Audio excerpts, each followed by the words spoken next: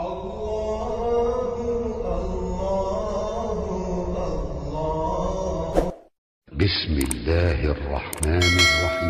అలీం 19 అల్ అలీం సర్వ సృష్టిని అందులో ఉన్న నిర్జీవాలను సృష్టించినది అల్లాహే.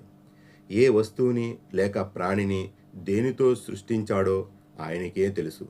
ఆదం అలైహిస్సలాంను మట్టితో చేసి ఊపిరులూదాడు. అల్లాహే మనకు జీవితాన్ని ప్రసాదించాడు. ఆయనకు అన్నీ తెలుసు.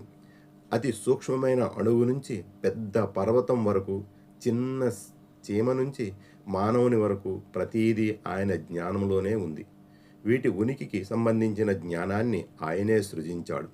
ఈ జ్ఞానం కేవలం అల్లాహకే తెలుసు. విశ్వంలో ఉన్న ప్రతి దానిపై ఆయన జ్ఞానం పర్యవేష్టించి ఉంది.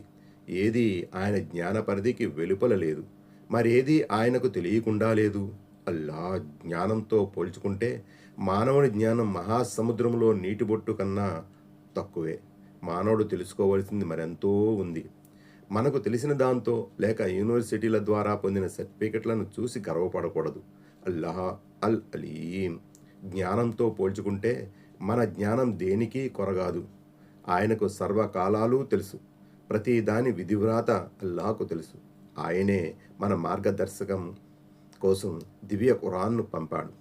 ఆ గ్రంథం ఆయన విశ్వసనీయులైన దాసుల హృదయాల్లో పదిలంగా ఉంది.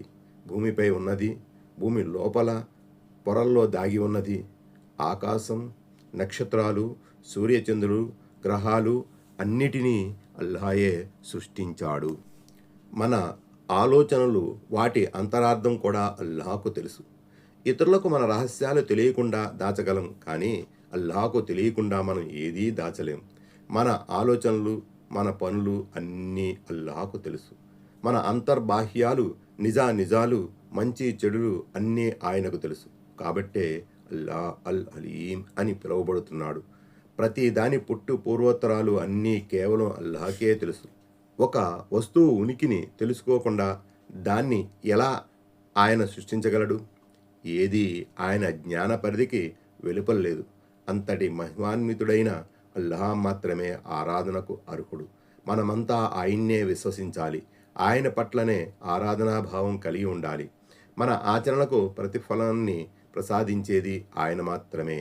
తీర్పు దినాన మన కర్మలను బట్టి మనకు స్వర్గమో నరకమో నిర్ణయించేది ఆ అల్లాహే. కాబట్టి సదా మనం ఆయన్నే ఆరాధించడం అన్ని విధాల శ్రేయస్కరం.